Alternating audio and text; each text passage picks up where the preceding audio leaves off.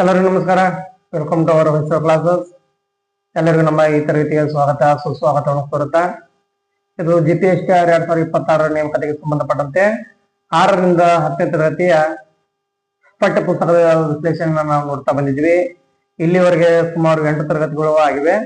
ಇದು class number 9 ವೇದ ಕಾಲದ ಸಂಸ್ಕೃತಿಯನ್ನ ಇವತ್ತು ನಾವು ಅಧ್ಯಯನ ಮಾಡೋಣ. ಅದರಲ್ಲಿ ಬರುವಂತಹ ಪ್ರಮುಖವಾದ ಪ್ರಶ್ನೆಗಳು ಮತ್ತು ಸಂಪೂರ್ಣವಾದ ವಿವರಣೆಯನ್ನು ನೋಡುತ್ತಾ ಈ ಪಾಠದ ವಿಶ್ಲೇಷಣೆಯನ್ನ ನಾವು ನೋಡೋಣ. ಕಳೆದ ತರಗತಿಗಳನ್ನ ಇನ್ನೂ ಯಾರು ನೋಡಿಲ್ಲ, ನಮ್ಮ ಪ್ಲೇ ಲಿಸ್ಟ್ ನಲ್ಲಿ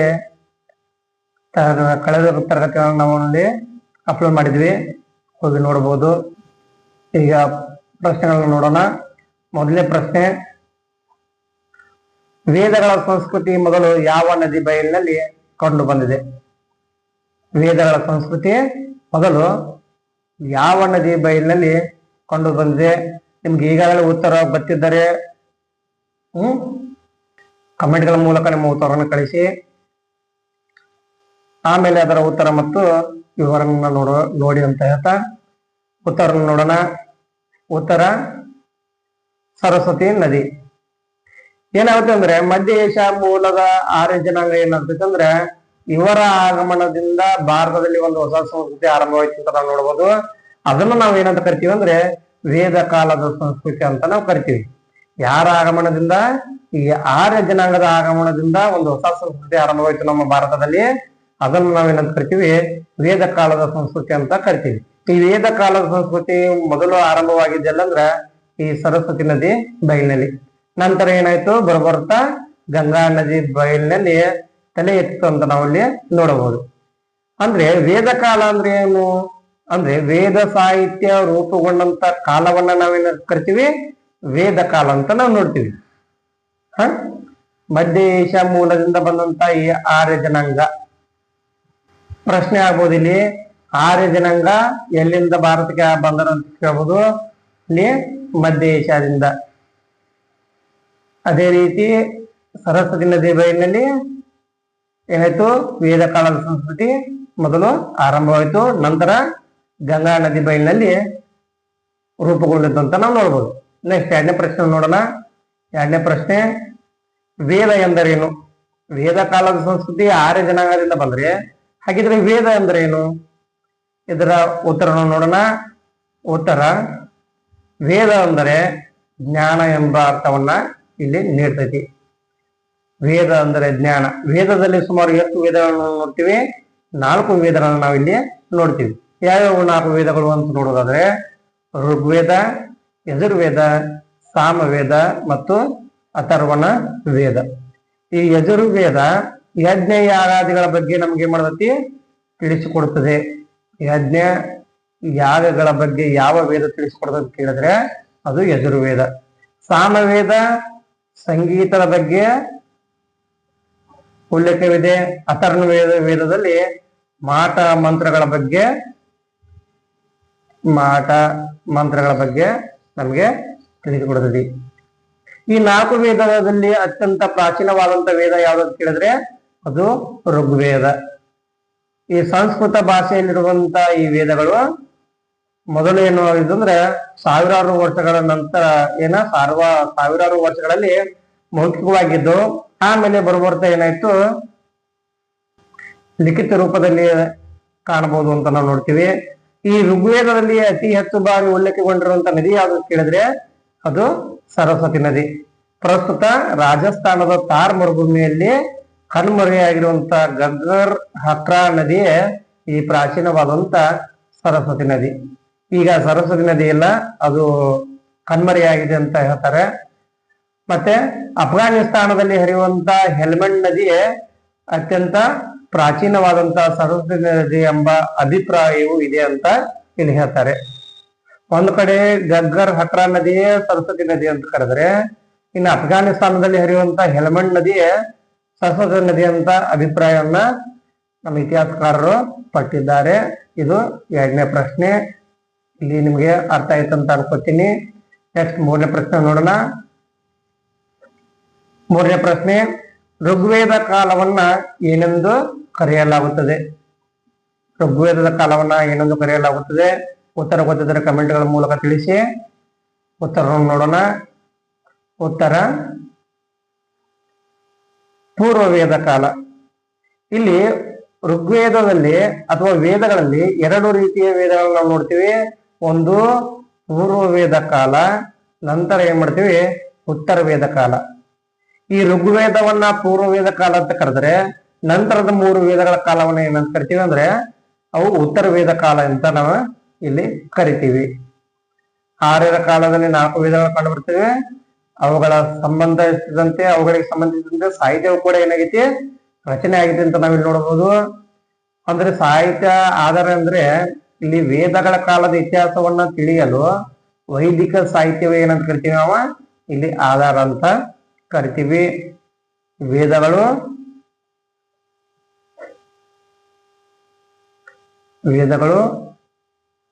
ನಾವೇನ್ ಮಾಡ್ತೀವಿ, ಒಂದು ಪೂರ್ವ ವೇದ ಕಾಲ, ಇನ್ನೊಂದು ಉತ್ತರ ವೇದ ಕಾಲವನ್ನು ನೋಡ್ತೀವಿ. ಈ ಪೂರ್ವ ವೇದ ಕಾಲದಲ್ಲಿ ಋಗ್ವೇದ ಮಾತ್ರ ಕಂಡು ಬರ್ತೈತಿ. ಈ ಉತ್ತರ ವೇದ ಕಾಲದಲ್ಲಿ ಯಜುರ್ವೇದ, ಸಾಮವೇದ ಮತ್ತೆ ಅಥರ್ವಣ ವೇದಗಳು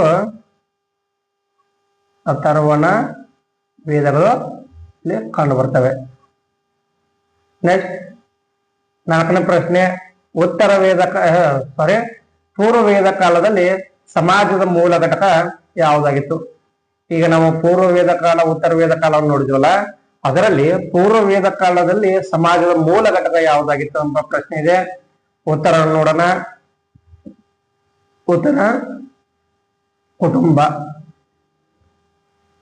ಈ ಪೂರ್ವ ವೇದ ಕಾಲವನ್ನು ನೋಡೋಣ. ಪೂರ್ವ ವೇದ ಕಾಲದಲ್ಲಿ ಸಮಾಜದ ಜೀವನವನ್ನ ನಾವು ನೋಡುತ್ತಾ ಹೋದರೆ, ಪೂರ್ವ ವೇದ ಕಾಲದಲ್ಲಿ ಕುಟುಂಬ ಏನಾಯ್ತು ಸಮಾಜದ ಮೂಲ ಘಟಕವಾಯಿತು ಅಂತ ನಾವು ನೋಡ್ತೀವಿ. ಈ ಕುಟುಂಬದ ಮುಖ್ಯಸ್ಥನನ್ನ ಏನಂತ ಕರಿತೀವಿ ತಂದೆ. ಕುಟುಂಬದ ಮುಖ್ಯಸ್ಥ ಯಾರಾಗಿದ್ರು ತಂದೆ ಅಂತ ಕರಿತೀವಿ. ಅವಿಭಕ್ತ ಕುಟುಂಬ ವ್ಯವಸ್ಥೆ ಈ ಪೂರ್ವ ವೇದ ಕಾಲದಲ್ಲಿ ರೂಢಿಯಲ್ಲಿತ್ತು. ವಿಭಕ್ತ ಅವಿಭಕ್ತ ಕುಟುಂಬದಲ್ಲಿ 2 ರೀತಿಯ ಕುಟುಂಬಗಳನ್ನು ನೋಡ್ತೀವಿ ನಾವು. ಒಂದು ವಿಭಕ್ತ ಕುಟುಂಬ, ಮತ್ತೊಂದು ಅವಿಭಕ್ತ ಕುಟುಂಬವನ್ನು ನೋಡ್ತೀವಿ. ಈ ವಿಭಕ್ತ ಕುಟುಂಬ ಅಂದ್ರೆ ತಿಳ್ಕೊಳ್ಬೇಕು. ವಿಭಕ್ತ ಅಂದ್ರೆ ತಂದೆ ತಾಯಿ ಮತ್ತೆ ಮಕ್ಕಳು ಇರುವಂತ ಕುಟುಂಬವನ್ನ ವಿಭಕ್ತ ಅಂತ ಕರಿತೀವಿ. ಕೇವಲ ತಂದೆ ತಾಯಿ ಮತ್ತೆ ಮಕ್ಕಳು ಇರುವಂತ ಕುಟುಂಬವನ್ನ ಕರಿತೀವಿ ವಿಭಕ್ತ ಕುಟುಂಬ. ಇಲ್ಲಿ ತಂದೆ ತಾಯಿ ಮಕ್ಕಳ ಜೊತೆಗೆ ಅಜ್ಜ ಆಗಿರ್ಬಹುದು, ಅಜ್ಜ ಅಜ್ಜಿ, ಚಿಕ್ಕಪ್ಪ ಚಿಕ್ಕಮ್ಮ ಮತ್ತೆ ಮಾವ ಅತ್ತೆ, ಹೀಗೆ ಅನೇಕ ಜನರು ಒಂದೇ ಕುಟುಂಬದಲ್ಲಿ ವಾಸಿಸುವಂತ ಕುಟುಂಬವನ್ನ ವಿಭಕ್ತ ಕುಟುಂಬ ಕರಿತೀವಿ. ಕೇವಲ ತಂದೆ ತಾಯಿ ಮಕ್ಕಳು ಇರುವಂತ ಕುಟುಂಬವನ್ನ ವಿಭಕ್ತ ಕುಟುಂಬ ಅಂತ ಕರಿತೀವಿ. ಇದು 2 ತಲೆಮಾರಿನ ಕುಟುಂಬಗಳು, 2 ತಲೆಮಾರು ಇರುವಂತ ಕುಟುಂಬ. ಇದು 2ಕ್ಕಿಂತ ಹೆಚ್ಚು ತಲೆಮಾರು ಇರುವ ಕುಟುಂಬವನ್ನು ನಾವೇನು ಕರಿತೀವಿ ಅವಿಭಕ್ತ ಅಂತ ಕರಿತೀವಿ. ನೆಕ್ಸ್ಟ್ ಮುಂದಿನ ಪ್ರಶ್ನೆ ನೋಡೋಣ. ಮುಂದಿನ ಪ್ರಶ್ನೆ, ವೇದ ಕಾಲದಲ್ಲಿನ ಮಹಿಳಾ ವಿದ್ವಾನ್ಮಣಿಗಳು ಯಾರಾಗಿದ್ದರು? ಅಂದ್ರೆ ವೇದ ಕಾಲದಲ್ಲಿರುವಂತ ಮಹಿಳಾ ವಿದ್ವಾಂಸರು ಯಾರಾಗಿದ್ದರು ಎಂಬ ಪ್ರಶ್ನೆ ಇದೆ. ಉತ್ತರ ಅತ್ಯಂತ ಇಂಪಾರ್ಟೆಂಟ್, ಪ್ರಮುಖವಾದಂತಹ ಪ್ರಶ್ನೆ. ಉತ್ತರವನ್ನು ನೋಡೋಣ. ಉತ್ತರವನ್ನು ನೋಡೋಕ್ಕಿಂತ ಮುಂಚಿತವಾಗಿ ಇನ್ನೂ ನಮ್ಮ ಚಾನಲ್ಗೆ ಯಾರು ಸಬ್ಸ್ಕ್ರೈಬ್ ಆಗಿಲ್ಲ, ಸಬ್ಸ್ಕ್ರೈಬ್ ಆಗಿ. ಅದೇ ರೀತಿಯಾಗಿ ನಮ್ಮ ತರಗತಿಗಳು ನಿಮಗೆ ಇಷ್ಟವಾಗಿದ್ದರೆ, ಅರ್ಥವಾಗ್ತಿದ್ದರೆ ನಮ್ಮ ತರಗತಿಗೆ ಒಂದು ಲೈಕ್ ಮಾಡಿ ಮತ್ತೆ ನಿಮ್ಮ ಎಲ್ಲ ಫ್ರೆಂಡ್ಸ್ಗೂ ಶೇರ್ ಮಾಡಿ ಅಂತ ಹೇಳ್ತೀನಿ. ನೆಕ್ಸ್ಟ್ ಉತ್ತರವನ್ನು ನೋಡೋಣ. ಉತ್ತರ ಘೋಷ, ಅಪಾಲ, ಲೋಪಮುದ್ರ, ಇಂದ್ರಾಣಿ, ವಿಶ್ವವರ ಮುಂತಾದವರು ಏನ್ ಮಾಡ್ತಾರೆ ಅಂದ್ರೆ ಪೂರ್ವ ವೇದ ಕಾಲದಲ್ಲಿ ಮಹಿಳಾ ವಿದ್ವಾಂಸರು ಕಂಡು ಬರ್ತಾರೆ. ಇಲ್ಲಿ ಪೂರ್ವ ವೇದ ಕಾಲದಲ್ಲಿನ ಸ್ತ್ರೀಯರ ಸ್ಥಾನಮಾನವನ್ನ ನೋಡುತ್ತಾ ಹೋದರೆ ಈ ಮಹಿಳೆಯರಿಗೆ ಸಮಾಜದಲ್ಲಿ ಸೂಕ್ತ ಸ್ಥಾನಮಾನಗಳಿದ್ದವು ಎಂಬುದನ್ನು ನಾವು ಇಲ್ಲಿ ನೋಡ್ತೀವಿ. ರಾಜಕೀಯ ಸಂಸ್ಥೆಗಳು ಕೂಡ ಇಲ್ಲಿ ಇದ್ದವು ಅಂತ ನೋಡ್ತೀವಿ. ವಿಧವಾ ವಿವಾಹ ಕೂಡ ಏನಾಯ್ತು ಇಲ್ಲಿ ಆಚರಣೆಯಲ್ಲಿತ್ತು. ಹೆಣ್ಣು ಮಕ್ಕಳು ಸಹ ಏನ್ ಮಾಡ್ತಾ ಇದ್ರು, ವೇದಗಳ ಅಧ್ಯಯನವನ್ನ ಮಾಡ್ತಾ ಇದ್ರು.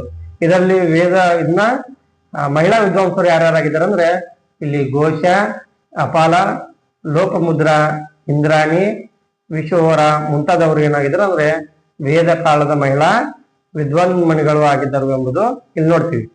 ಇಲ್ಲಿ ರಾಜಕೀಯ ಸಂಸ್ಥೆಗಳು ಕೂಡ ಏನಾಗಿದ್ವು, ಭಾಗವಹಿಸ್ತಾ ಇದ್ರು. ಈ ರಾಜಕೀಯ ಸಂಸ್ಥೆಗಳಾದಂತ ಒಂದು ಸಭಾ ಮತ್ತು ಸಮಿತಿಯಲ್ಲಿ ಕೂಡ ಏನ್ ಮಾಡ್ತಿದ್ರು ಅಂದ್ರೆ ಮಹಿಳೆಯರು ಏನ್ ಮಾಡ್ತಿದ್ರು, ಭಾಗವಹಿಸ್ತಾ ಇದ್ರು. ಇಲ್ಲಿ ಪೂರ್ವ ವೇದ ಕಾಲದಲ್ಲಿ ಏನಿದಿರಲಿಲ್ಲ ಅಂದ್ರೆ ಬಾಲ್ಯ ವಿವಾಹ ಆಗಲಿ ಅಥವಾ ಸತಿ ಸಹಗಮನ ಪದ್ಧತಿ ಆಗಲಿ ಈ ಕಾಲದಲ್ಲಿ ನಮಗೆ ಕಂಡು ಬರ್ತಾ ಇದಿರಲಿಲ್ಲ. ಇದಿಷ್ಟು ಪೂರ್ವ ವೇದ ಕಾಲದಲ್ಲಿನ ಸ್ತ್ರೀಯರ ಸ್ಥಾನಮಾನ. ನೆಕ್ಸ್ಟ್ ಮುಂದಿನ ಪ್ರಶ್ನೆ ನೋಡೋಣ. ಮುಂದಿನ ಪ್ರಶ್ನೆ, ಪೂರ್ವ ವೇದ ಕಾಲದಲ್ಲಿ ಹಸುಗಳನ್ನ ಏನೆಂದು ಕರೆಯುತ್ತಿದ್ದರು? ಈ ಪೂರ್ವ ವೇದ ಕಾಲದಲ್ಲಿ ಇರುವಂತ ಹಸುಗಳು, ದನಗಳು, ಹಸುಗಳನ್ನ ನಾವು ಹಸುಗಳಂತ ಏನ್ ಕರಿತಿದ್ದಿಲ್ಲ, ಆ ಪೂರ್ವ ವೇದ ಕಾಲದಲ್ಲಿ ಏನಂತ ಕರಿತಾ ಇದ್ದಾರೆ ಅಂತ ನೋಡೋದಾದ್ರೆ ಉತ್ತರವನ್ನು ನೋಡೋಣ. ಉತ್ತರ ಕರಿತಾ ಇದ್ರು, ಹಸುಗಳನ್ನ ಏನಂತ ಕರಿತಾ ಇದ್ರು, ಸಂಪತ್ತು ಎಂದು ಅವರು ಕರಿತಾ ಇದ್ರು. ಈ ಪೂರ್ವ ವೇದ ಕಾಲದಲ್ಲಿನ ಆರ್ಥಿಕ ಜೀವನವನ್ನ ನಾವು ಇಲ್ಲಿ ನೋಡೋದಾದ್ರೆ ಪಶುಪಾಲನೆ ಮತ್ತು ಬೇಸಾಯ ಏನಾಗಿತ್ತು, ಆರ್ಯರ ಮುಖ್ಯ ಉದ್ಯೋಗವಾಗಿತ್ತು. ಇಲ್ಲಿ ಹಲವು ಬಗೆಗಳ ಧಾನ್ಯಗಳನ್ನ ಬೆಳಿತಾ ಇದ್ರು. ಕಬ್ಬಿಣ ಮತ್ತು ಮುಂತಾದ ಲೋಹಗಳ ಉಪಯೋಗಗಳನ್ನ ಇವರು ತಿಳಿದುಕೊಂಡಿದ್ರು. ಹತ್ತಿ ಮತ್ತು ಉಣ್ಣೆಯನ್ನ ನೇಯ್ತಾ ಇದ್ರು. ಬಡಗಿಗಳು ಇದ್ರು, ಕಮ್ಮಾರರಿದ್ರು, ಕುಂಬಾರರು ಇದ್ರು. ವೃತ್ತಿಗಳಲ್ಲಿ ಕೃಷಿಯನ್ನ ಮಾಡ್ತಾ ಇದ್ರು. ವೈದ್ಯಕೀಯ ಮತ್ತು ಪುರೋಹಿತ ವೃತ್ತಿಗಳು ಕೂಡ ಇಲ್ಲಿ ಪ್ರಮುಖವಾಗಿ ಕಂಡು ಬರ್ತಾ ಇದ್ವು. ಆದ್ರೆ ಯಾರೇ ಆಗಲಿ ಯಾವ ವೃತ್ತಿಯನ್ನಾದ್ರೂ ಮಾಡಬೇಕಾಗಿತ್ತು. ಇವರು ಇದೇ ವೃತ್ತಿಯನ್ನ ಮಾಡಬೇಕಂತ ಯಾವ ಕಟ್ಟಪ್ಪಣೆಗಳು ಇಲ್ಲಿ ಇದ್ದಿದ್ದಿಲ್ಲ. ನೀನು ಇದೇ ವೃತ್ತಿ ಮಾಡಬೇಕು, ನೀನು ಅದ್ನೇ ವೃತ್ತಿ ಮಾಡಬೇಕು ಎಂಬ ಯಾವ ಆಜ್ಞೆಗಳು ಇಲ್ಲಿ ಕಂಡು ಬರ್ತಾ ಇದ್ದಿಲ್ಲ. ಯಾರು ಯಾವ ಬೇಕಾದ ಏನೋ ಉದ್ಯೋಗ ಅಥವಾ ವೃತ್ತಿಗಳನ್ನ ಅವರು ಆಯ್ಕೆ ಮಾಡಿಕೊಂಡು ಮಾಡಬಹುದಾಗಿತ್ತು. ಈ ಕಾಲದಲ್ಲಿ ಹಸುಗಳನ್ನ ನಾವೇನಂತ ಕರಿತೀವಿ, ಅಲ್ಲಿ ಸಂಪತ್ತು ಎಂದು ಅವರು ಪರಿಗಣಿಸ್ತಾ ಇದ್ರು. ಅವುಗಳಿಗಾಗಿ ಯುದ್ಧಗಳು ಕೂಡ ಏನು ನಡೀತಾ ಇದ್ದು ಎಂದು ಇಲ್ಲಿ ನೋಡಬಹುದು. ಅಂದ್ರೆ ಈ ಸಂಪತ್ತನ್ನ ಪಡೆಯುವುದಕ್ಕಾಗಿ ಅನೇಕ ಯುದ್ಧಗಳು ಕೂಡ ಇವರು ಮಾಡ್ತಿದ್ರು ಎಂಬುದು ಇಲ್ಲಿ ನಾವಿಲ್ಲಿ ನೋಡಬಹುದು. ನೆಕ್ಸ್ಟ್ 7ನೇ ಪ್ರಶ್ನೆ, ಪೂರ್ವ ವೇದ ಕಾಲದಲ್ಲಿ ಆರ್ಯರ ಬಣದ ಮುಖ್ಯಸ್ಥನನ್ನ ಏನೆಂದು ಕರೆಯುತ್ತಿದ್ದರು? ಅಲ್ಲಿ ಕುಟುಂಬದ ಮುಖ್ಯಸ್ಥನನ್ನ ನಾವೇನ್ ಕರಿತೀವಿ, ಯಾರಿದ್ರು? ತಂದೆ ಆಗಿದ್ರು. ಈ ಪೂರ್ವ ವೇದ ಕಾಲದಲ್ಲಿ ಇದ್ದಂತ ಈ ಆರ್ಯರ ಬಣದ ಮುಖ್ಯಸ್ಥನನ್ನ ಏನೆಂದು ಕರೀತಿದ್ದರು ಎಂಬ ಪ್ರಶ್ನೆ ಇದೆ. ಉತ್ತರವನ್ನು ನೋಡೋಣ. ಉತ್ತರ ರಾಜನೆಂದು ಕರೆಯುತ್ತಿದ್ದರು. ಈ ಪೂರ್ವ ವೇದ ಕಾಲದಿಂದ ರಾಜಕೀಯ ಜೀವನವನ್ನ ನಾವು ನೋಡ್ತಾ ಹೋದ್ರೆ ಆರ್ಯರ ಬಣದ ಮುಖ್ಯಸ್ಥನನ್ನ ನಾವು ಏನಂತ ಕರಿತೀವಿ, ರಾಜನೆಂದು ಕರೀತಿದ್ರು. ಮತ್ತೆ ಈ ರಾಜನ್ ಏನಾಗಿರ್ಲಿಲ್ಲ, ಸರ್ವಾಧಿಕಾರಿಯಾಗಿರ್ಲಿಲ್ಲ. ರಾಜತ್ವ ಏನಾಗಿತ್ತು, ವಂಶಪರ್ಯನು ಆಗಿರ್ಲಿಲ್ಲ. ಇಲ್ಲಿ ಸಭಾ ಮತ್ತು ಸಮಿತಿ ಮತ್ತೆ ವಿಧಾತಗಳೆಂಬ ರಾಜಕೀಯ ಸಂಸ್ಥೆಗಳು ಕೂಡ ಏನಾಗಿದ್ವು, ಪ್ರಮುಖವಾದಂತಹ ಪಾತ್ರವನ್ನ ವಹಿಸ್ತಾ ಇದ್ವು. ರಾಜನು ಏನ್ ಮಾಡ್ತಿದ್ದ, ಹಿರಿಯರ ಸಲಹೆಯನ್ನ ಪಡೆದು ತೀರ್ಮಾನವನ್ನು ಕೊಡುವಂತ ನ್ಯಾಯಾಧೀಶನು ಆಗಿದ್ದ. ಕೇವಲ ತನ್ನ ತೀರ್ಮಾನವನ್ನು ಮಾತ್ರ ನೀಡದೆ ಅವರಲ್ಲಿ ಇದ್ದಂತ ಹಿರಿಯರ ಸಲಹೆಯನ್ನು ಕೂಡ ಏನ್ ಮಾಡ್ತಿದ್ದ, ಈ ರಾಜ ಪಡೆಯುತ್ತಿದ್ದ. ಯುದ್ಧದಲ್ಲಿ ಹೋರಾಡುವುದು, ಜನರ ಜೀವ, ಸ್ವತ್ತು ಮತ್ತು ದನಕರುಗಳ ರಕ್ಷಣೆ, ಜನ ಕಲ್ಯಾಣ ರಾಜನ ಕರ್ತವ್ಯಗಳು ಆಗಿದ್ದವು. ನೆಕ್ಸ್ಟ್ ಮುಂದಿನ ಪ್ರಶ್ನೆ ನೋಡೋಣ. ಮುಂದಿನ ಪ್ರಶ್ನೆ 8ನೇ ಪ್ರಶ್ನೆ, ಆರ್ಯರು ದೇವತಾರಾಧನೆಯನ್ನ ಯಾವುದರ ಮೂಲಕ ಮಾಡುತ್ತಿದ್ರು? ಆರ್ಯರು ದೇವತೆಗಳನ್ನ ಆರಾಧನೆ ಮಾಡ್ತಾ ಇದ್ರು. ಅವರು ಹೇಗೆ ಮಾಡ್ತಾ ಇದ್ರು ಎಂಬುದು ಒಂದು ಪ್ರಶ್ನೆ. ಉತ್ತರವನ್ನು ನೋಡೋಣ. ಉತ್ತರ ಯಜ್ಞದ ಮೂಲಕ ಅವರು ಮಾಡ್ತಾ ಇದ್ರು. ಈ ವೇದಗಳ ಕಾಲದಲ್ಲಿ, ವಿಶೇಷವಾಗಿ ಅದರಲ್ಲಿ ಪೂರ್ವ ವೇದ ಕಾಲದಲ್ಲಿ ಧಾರ್ಮಿಕ ಜೀವನವನ್ನ ನಾವು ನೋಡ್ತಾ ಹೋದರೆ ಆರ್ಯರು ಏನ್ ಮಾಡ್ತಾ ಇದ್ರು, ಅನೇಕ ದೇವತೆಗಳನ್ನ ಆರಾಧನೆ ಮಾಡ್ತಾ ಇದ್ರು. ಹಾಗಾದ್ರೆ ಯಾವ ಯಾವ ದೇವತೆಗಳನ್ನ ಆರಾಧನೆ ಮಾಡ್ತಾ ಇದ್ರು ನೋಡೋದಾದ್ರೆ ಆರ್ಯರು ಇಂದ್ರ, ಸೂರ್ಯ, ಸೋಮ, ವರುಣ, ಮಿತ್ರ, ಯಮ, ಅಶ್ವಿನಿ ಹೀಗೆ ಮುಂತಾದ ದೇವತೆಗಳನ್ನ ಏನ್ ಮಾಡ್ತಾ ಇದ್ರು ಆರಾಧನೆಯನ್ನ ಮಾಡ್ತಾ ಇದ್ರು. ಹಾಗಿದ್ರೆ ಹೇಗೆ ಮಾಡ್ತಾ ಇದ್ರು? ಆರ್ಯರು ದೇವತೆಗಳ ಆರಾಧನೆಯನ್ನ ಈ ಯಜ್ಞದ ಮೂಲಕ ಏನ್ ಮಾಡ್ತಾ ಇದ್ರು. ಅವು ಅವರಲ್ಲಿ ಏನ್ ಮಾಡ್ತಾ ಇದ್ರು? ವೇದಗಳಲ್ಲಿ ಕೆಲವೊಂದಿಷ್ಟು ಸಂದೇಶಗಳನ್ನ ನೀಡ್ತಾ ಇದ್ರು. ಯಾವಂದ್ರೆ ಸತ್ಯವು ಒಂದೇ ಆಗಿದೆ, ತಿಳಿದವರು ಅದನ್ನ ಹಲವು ರೀತಿಯಲ್ಲಿ ವರ್ಣಿಸುತ್ತಾರೆ. ವಿಶ್ವದ ಎಲ್ಲಾ ಮೂಲೆಗಳಿಂದಲೂ ಉತ್ತಮ ವಿಚಾರಗಳು ನಮ್ಮತ್ತ ಬರಲಿ, ಇವು ವೇದಗಳನ್ನ ಸಂದೇಶಗಳು ಆಗಿವೆ ಅಂತ ಇಲ್ಲಿ ನಾವು ನೋಡಬಹುದು. ನೆಕ್ಸ್ಟ್ 9ನೇ ಪ್ರಶ್ನೆ. ಈ 9ನೇ ಪ್ರಶ್ನೆಯನ್ನು ನೋಡೋಕ್ಕಿಂತ ಮುಂಚಿತವಾಗಿ ನಿಮಗೆ ತರಗತಿಗಳು ಇಷ್ಟವಾದರೆ ಲೈಕ್ ಮಾಡಿ. ಅದೇ ರೀತಿಯಾಗಿ ಇನ್ನೂ ನಮ್ಮ ಚಾನಲ್ಗೆ ಯಾರು ಸಬ್ಸ್ಕ್ರೈಬ್ ಮಾಡದೆ ನೋಡ್ತಾ ಇದ್ರಲ್ಲ, ಸಬ್ಸ್ಕ್ರೈಬ್ ಮಾಡಿ. ಮತ್ತೆ ಪಕ್ಕದಲ್ಲಿರುವ ಬೆಲ್ ಬಟನ್ ಅನ್ನು ಒತ್ತುವುದರ ಮೂಲಕ ಮುಂದಿನ ತರಗತಿಗೆ ನೋಟಿಫಿಕೇಶನ್ ಅನ್ನ ಪಡೆದುಕೊಳ್ಳಿ ಅಂತ ಹೇಳ್ತಾ 9ನೇ ಪ್ರಶ್ನೆಯನ್ನು ನೋಡೋಣ. 9ನೇ ಪ್ರಶ್ನೆ. ಉತ್ತರ ವೇದ ಕಾಲದಲ್ಲಿ ರಾಜನು ಯಾವ ರೀತಿಯ ಯಾಗಗಳನ್ನ ಮಾಡಲು ಆರಂಭಿಸಿದ? ಉತ್ತರ ವೇದ ಕಾಲದಲ್ಲಿ ಈಗಾಗಲೇ ನಾವು ಚರ್ಚೆ ಮಾಡಿದಂತೆ ವೇದಗಳಲ್ಲಿ 2 ರೀತಿಯ ವೇದಗಳು ನೋಡ್ತೀವಿ. ಒಂದು ಪೂರ್ವ ವೇದ ಕಾಲ, ಮತ್ತೊಂದು ಉತ್ತರ ವೇದ ಕಾಲ. ಇಲ್ಲಿವರೆಗೆ ಪೂರ್ವ ವೇದ ಕಾಲದ ಬಗ್ಗೆ ಚರ್ಚೆ ಮಾಡಿದ್ವಿ. ಇನ್ನು ಬರುವಂತ ಪ್ರಶ್ನೆಗಳು ಉತ್ತರ ವೇದ ಕಾಲಕ್ಕೆ ಸಂಬಂಧಪಡ್ತವೆ. ರಾಜನು ಯಾವ ರೀತಿ ಯಾಗಗಳನ್ನ ಮಾಡಲು ಆರಂಭಿಸಿದ? ಉತ್ತರವನ್ನು ನೋಡೋಣ. ಅಶ್ವಮೇಧ ಮತ್ತು ರಾಜಶಿವ ಯಾಗವನ್ನ ಮಾಡಲು ಆರಂಭಿಸಿದ. ಈ ಉತ್ತರ ಕಾಲದ ವೇದವನ್ನ ನಾವು ನೋಡುತ್ತಾ ಹೋದ್ರೆ ಶತಮಾನಗಳು ಉರುಳಿದಂತೆ ಸಪ್ತ ಸಿಂಧು ಪ್ರದೇಶದಲ್ಲಿ ಜನಸಂಖ್ಯೆ ಏನಾಯ್ತು? ಹೆಚ್ಚಾಯ್ತು. ಜೀವನ ಕ್ರಮದಲ್ಲಿ ಏನಾಯ್ತು? ಬದಲಾವಣೆ ಕೂಡ ಆದವು. ವೇದಕಾಲ ಕಾಲದಲ್ಲಿನಂತ ಜನರು ಹಂತ ಹಂತವಾಗಿ ಏನಾಯ್ತು? ಗಂಗಾ ಯಮುನಾ ನದಿ ಬಯಲಿಗೆ ವಲಸೆಯನ್ನ ಹೋದರು. ಕೆಲವರು ವಿಂಧ್ಯ ಪರ್ವತಗಳ ಶ್ರೇಣಿಗಳನ್ನು ದಾಟಿ ದಕ್ಷಿಣಕ್ಕೆ ಹೋದರು ಎಂಬುದನ್ನ ನಾವಿಲ್ಲಿ ನೋಡ್ತೀವಿ. ಹಾಗಿದ್ರೆ ಇಲ್ಲಿ ಹಲವಾರು ಬದಲಾವಣೆಗಳನ್ನು ಉತ್ತರ ವೇದ ಕಾಲದಲ್ಲಿ ನಾವು ನೋಡ್ತೀವಿ. ಪೂರ್ವ ವೇದ ಕಾಲಕ್ಕೂ ಮತ್ತು ಉತ್ತರ ವೇದ ಕಾಲಕ್ಕೂ ನಾವು ಗಮನಿಸಿದ್ರೆ ಹಲವಾರು ಬದಲಾವಣೆಗಳನ್ನು ನಾವಿಲ್ಲಿ ನೋಡ್ತೀವಿ. ಹಾಗಿದ್ರೆ ಇಲ್ಲಿ ರಾಜಕೀಯ ಬದಲಾವಣೆಗಳು ಯಾವ ಯಾವ ರೀತಿ ಆದವು ಅಂತ ನಾವು ನೋಡೋದಾದ್ರೆ ಉತ್ತರ ವೇದ ಕಾಲದಲ್ಲಿನ ರಾಜನ ಏನಾದ? ಬಲಿಷ್ಠನಾದ ಎಂಬುದನ್ನೇ ಇಲ್ಲಿ ನೋಡ್ತೀವಿ. ಅಲ್ಲಿ ವಿಧಾತ ಎಂಬ ಏನು ಸಂಸ್ಥೆ ಐತಲ್ಲ, ಆ ಸಂಸ್ಥೆ ಏನಾಯ್ತು? ಸಂಪೂರ್ಣವಾಗಿ ಕಣ್ಮರೆಯಾಗಿ ಕೇವಲ ಸಭಾ ಮತ್ತು ಸಮಿತಿಗಳು ಮಾತ್ರ ಪ್ರಾಮುಖ್ಯತೆಯನ್ನ ಕಳೆದುಕೊಂಡವು ಇಲ್ಲಿ ನಾವು ನೋಡ್ತೀವಿ. ಮತ್ತೆ ರಾಜನು ತನ್ನ ರಾಜ್ಯದ ವ್ಯಾಪ್ತಿಯನ್ನ ವಿಸ್ತರಿಸಿಕೊಳ್ಳಲು ಆರಂಭಿಸಿದ. ರಾಜ್ಯತ್ವ ವಂಶ ಪಾರಂಪರ್ಯವಾಗಿತ್ತು. ಅಲ್ಲಿ ಪೂರ್ವ ವೇದ ಕಾಲದಲ್ಲಿ ರಾಜ್ಯತ್ವ ವಂಶ ಪಾರಂಪರ್ಯ ಆಗಿರಲಿಲ್ಲ, ಇಲ್ಲಿ ವಂಶ ಪಾರಂಪರ್ಯವಾಯಿತು. ರಾಜನು ರಾಜ್ಯದ ವಿಸ್ತರಣೆಗಾಗಿ ಏನ್ ಮಾಡಿದ? ಅಶ್ವಮೇಧ, ರಾಜಸೂಯ ಮೊದಲಾದ ಯಾಗಗಳನ್ನ ಮಾಡಲು ಆರಂಭಿಸಿದ. ನೆಕ್ಸ್ಟ್ ಮುಂದಿನ ಪ್ರಶ್ನೆ ನೋಡೋಣ. ಮುಂದಿನ ಪ್ರಶ್ನೆ, ಚತುರ್ ಆಶ್ರಮಗಳು ಯಾವುವು? ಅಂದ್ರೆ ಚತುರಾಶ್ರಮಗಳು ಅಂದ್ರೆ 4 ಆಶ್ರಮಗಳನ್ನ ನಾವಿಲ್ಲಿ ನೋಡ್ತೀವಿ. ಯಾವ ಯಾವ ಆಶ್ರಮಗಳಂತ ನಾವಿಲ್ಲಿ ನೋಡೋಣ. ಉತ್ತರವನ್ನು ನೋಡೋಣ. ಉತ್ತರ ಬ್ರಹ್ಮಚರ್ಯ, ಗೃಹಸ್ಥ, ವಾನಪ್ರಸ್ಥ ಮತ್ತು ಸನ್ಯಾಸ.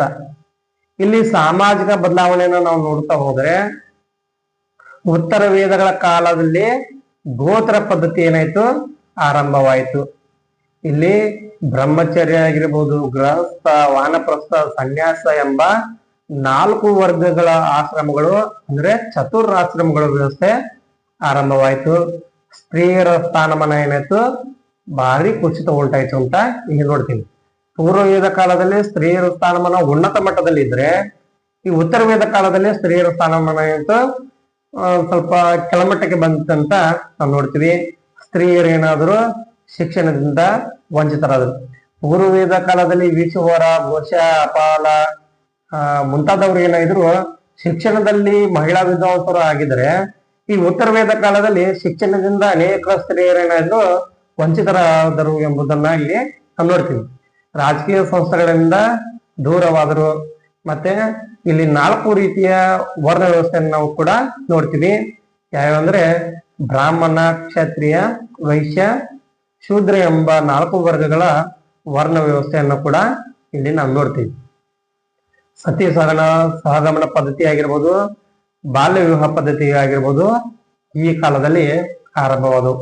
ಪೂರ್ವ ವೇದ ಕಾಲದಲ್ಲಿ ಇವೆರಡು ಇದ್ದಿದ್ದಿಲ್ಲ. ಈ ಉತ್ತರ ವೇದ ಕಾಲದಲ್ಲಿ ಏನಾಯ್ತು ಆರಂಭವಾಯ್ತಂತ ನಾವು ನೋಡ್ತೀವಿ. ಈ ರಾಜಶಾಹಿ ಮೊದಲಾದ ಉನ್ನತ ವರ್ಗದಲ್ಲಿ ಬಹುಪತ್ನಿತ್ವ ರೂಢಿಯಲ್ಲಿತ್ತು. ಅಂದ್ರೆ ಬಹುಪತ್ನಿತ್ವ ರೂಢಿಯಲ್ಲಿ ಇದ್ದಿದ್ದಿಲ್ಲ ಮೊದಲಿಗೆ. ಆಮೇಲೆ ಏನಾಯ್ತು ಬರ್ಬರ್ತಾ ಉತ್ತರ ವೇದ ಕಾಲದಲ್ಲಿ ಬಹುಪತ್ನಿತ್ವ ರೂಢಿಯಲ್ಲಿ ಬಂದಿತ್ತಂತ ನಾವು ನೋಡ್ತೀವಿ. ನೆಕ್ಸ್ಟ್ ಇಲ್ಲಿ ಚಿತ್ರದಲ್ಲಿ ಗಮನಿಸಬಹುದು. ಇದು ಬ್ರಹ್ಮಚರ್ಯ, ಗೃಹಸ್ಥ, ವಾನಪ್ರಸ್ಥ ಮತ್ತು ಸನ್ಯಾಸ. ನೆಕ್ಸ್ಟ್ ಭಾರತದ ಪ್ರಾಚೀನ ಮಹಾಕಾವ್ಯಗಳು ಯಾವುವು? ಭಾರತದ ಪ್ರಾಚೀನ ಮಹಾಕಾವ್ಯಗಳು ಯಾವುವು? ನಿಮ್ಗೆ ಈಗಾಗಲೇ ಉತ್ತರ ಗೊತ್ತಿದ್ದರೆ ಕಮೆಂಟ್ಗಳ ಮೂಲಕ ತಿಳಿಸಿ. ಪ್ರಾಚೀನ ಮಹಾಕಾವ್ಯಗಳು ಎಲ್ಲರಿಗೂ ಗೊತ್ತಿರುವಂತ ಮಹಾಗ್ರಂಥಗಳು ಕೂಡ ಹೌದು. ಉತ್ತರ ನೋಡೋಣ. ರಾಮಾಯಣ ಮತ್ತು ಮಹಾಭಾರತ ಪ್ರಾಚೀನ ಮಹಾಗ್ರಂಥಗಳು, ಮಹಾಕಾವ್ಯಗಳು ಕೂಡ ಅಂತ ಕರಿತೀವಿ. ಧಾರ್ಮಿಕ ಆಚರಣೆಯಲ್ಲಿ ಕಠಿಣ ಬದಲಾವಣೆಗಳು ಕೂಡ ಇಲ್ಲಿ ನಾವು ಉತ್ತರ ವೇದ ಕಾಲದಲ್ಲಿ ನೋಡ್ತೀವಿ. ಭಾರತೀಯರಿಗೆ ಅತ್ಯಂತ ಜನಪ್ರಿಯವಾದಂತಹ ಎರಡು ಮಹಾಕಾವ್ಯಗಳು ಯಾವ್ಯಾವ ಅಂದ್ರೆ ಅದು ವಾಲ್ಮೀಕಿ ರಾಮಾಯಣ, ವ್ಯಾಸರು ಬರೆದಂತ ಒಂದು ಮಹಾಭಾರತ.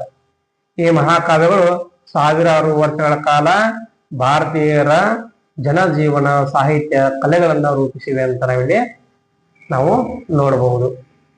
ಇದಿಷ್ಟು ವೇದಗಳ ಕಾಲದಲ್ಲಿನ ಒಂದು ಸಂಪೂರ್ಣವಾದ ವಿವರಣೆ ನಾವು ನೋಡಿದ್ವಿ. ನೆಕ್ಸ್ಟ್ ಏನ್ ಮಾಡೋಣ, ಮುಂದಿನ ತರಗತಿಯಲ್ಲಿ ಮುಂದಿನ ಒಂದು ಅಧ್ಯಾಯದ ಸಂಪೂರ್ಣ ವಿಶ್ಲೇಷಣೆಯನ್ನ ಪ್ರಶ್ನೋತ್ತರ ಮಾದರಿಯಲ್ಲಿ ನಾವು ನೋಡೋಣ. ತರಗತಿ ಇಷ್ಟವಾದರೆ ತರಗತಿಗೆ ಒಂದು ಲೈಕ್ ಮಾಡಿ, ಹಾಗೆ ತರಗತಿಗೆ ಚಾನೆಲ್ಗೆ ಸಬ್ಸ್ಕ್ರೈಬ್ ಯಾರಾಗಿಲ್ಲ ಸಬ್ಸ್ಕ್ರೈಬ್ ಆಗಿ ನಿಮ್ಮ ಎಲ್ಲಾ ಫ್ರೆಂಡ್ಸ್ಗಳು ಶೇರ್ ಮಾಡಿ ಅಂತ ಹೇಳ್ತಾ ಚೆನ್ನಾಗಿ ಅಭ್ಯಾಸ ಮಾಡಿ. ಎಲ್ಲರಿಗೂ ಒಳ್ಳೇದಾಗಲಿ, ಶುಭವಾಗಲಿ. ಎಲ್ಲರಿಗೂ ನಮಸ್ಕಾರ, ಬಾಯ್.